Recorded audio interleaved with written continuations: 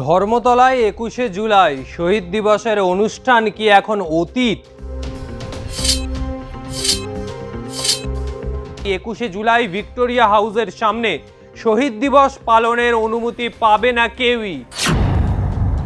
শহীদ তর্পণের জন্য ঘাসফুল শিবিরের কাছে বিকল্প স্থান কি?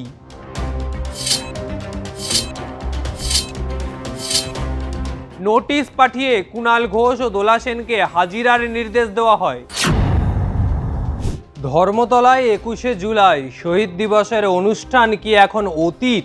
কলকাতা পুলিশের বার্তায় সেই সম্ভাবনায় প্রবল হয়ে উঠেছে।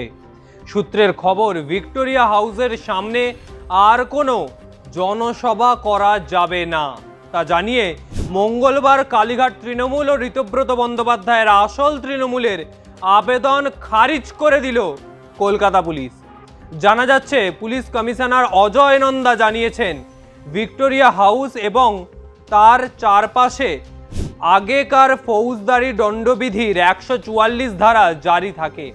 অর্থাৎ বর্তমানে ভারতীয় ন্যায় সংহিতার ১৬৩ ধারা অনুযায়ী এখানে জমায়েত করা নিষিদ্ধ। তাই ২১শে জুলাই ভিক্টোরিয়া হাউসের সামনে শহীদ দিবস পালনের অনুমতি পাবে না কেউই।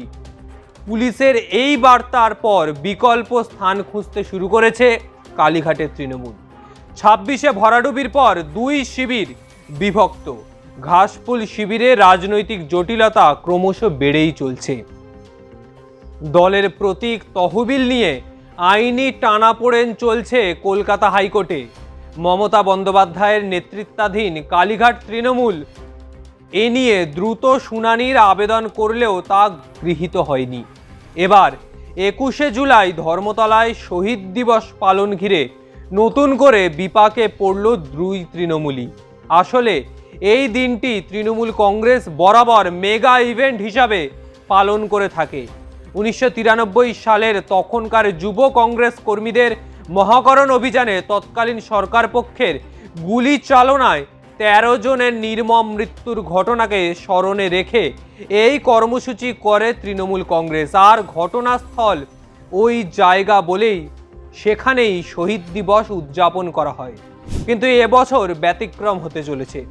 ভিক্টোরিয়া হাউসের সামনে ২১শে জুলাইয়ের অনুষ্ঠানে না বলেছে কলকাতা পুলিশ। এখন প্রশ্ন হলো, শহীদ তর্পণের জন্য ঘাসফুল শিবিরের কাছে বিকল্প স্থান কি? কালীঘাট তৃণমূলের তরফে নেত্রী দোলা সেন জানিয়েছেন, আইন ও বিচার ব্যবস্থার উপর আস্থা আছে আমাদের। আমরা ৩৩ বছর ধরে এখানেই ২১শে জুলাই পালন করে থাকি। এটা তো কোনো কর্মসূচি নয়, শহীদ তর্পণ। একবেলা বন্ধ থাকে ধর্মতলা। এই জায়গা বাদ দিয়ে অন্য কোথায় করা হবে তা নিয়ে আলোচনা করছি দলের মধ্যে। প্রায় একই বক্তব্য ঋতব্রত শিবিরের। দলের মুখ্য সচেতক আকরুজ্জামান জানাচ্ছেন, আমরা আইন নিজের হাতে তুলে নেব না, নিজেদের মধ্যে আলোচনা করছি, দরকারে পুলিশের কাছে আবারও আবেদন জানাবো। অন্যদিকে ২১শে জুলাইয়ের প্রস্তুতি হিসাবে রবিবার ধর্মতলার এই চত্বরে গিয়েছিলেন কালীঘাট তৃণমূলের কুণাল ঘোষ, দোলা সেন, বৈশ্বনাথ চট্টোপাধ্যায়রা।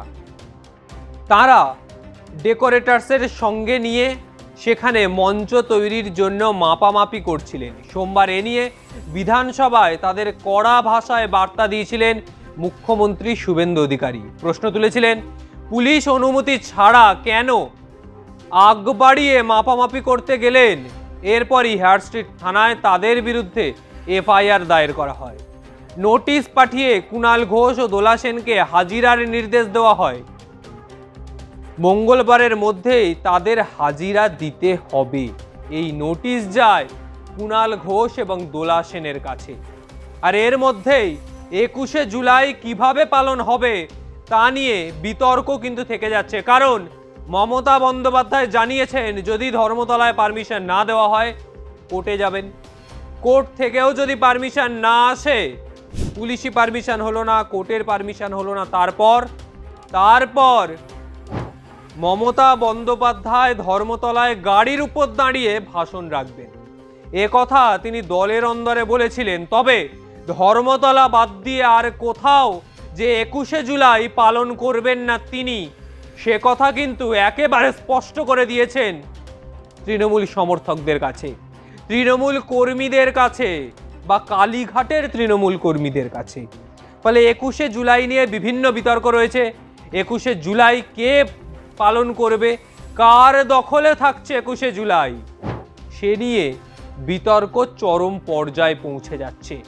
তবে এবার দেখার কার দখলে আসলে 21শের মঞ্চ থাকছে, এখন সেটাই ভাবাচ্ছে।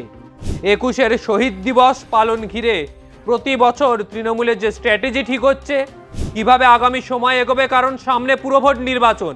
তার আগে এই 21শে জুলাই তৃণমূল কর্মী সমর্থকদের মধ্যে অনেকখানি শক্তির সঞ্চার করবে আগামী সময়ের লড়াইয়ের জন্য। তারা আরও প্রস্তুতি নেবে নিজেদের লড়াইকে আরও এগিয়ে নিয়ে যাওয়ার জন্য। ফলে এই 21শে জুলাই অনেক গুরুত্বপূর্ণ তৃণমূল কর্মী সমর্থকদের কাছে। এখন দেখার কার দখলে 21শের মঞ্চ। তবে আজকের মতো বিদায় নিচ্ছি। ভিডিওটা ভালো লাগলে অবশ্যই লাইক কমেন্ট করুন, চ্যানেলটি সাবস্ক্রাইব করুন, আপনার মতামত জানান। আগামী সময় আর কোন কোন বিষয়ে ভিডিও দেখতে চান অবশ্যই জানাবেন। নমস্কার।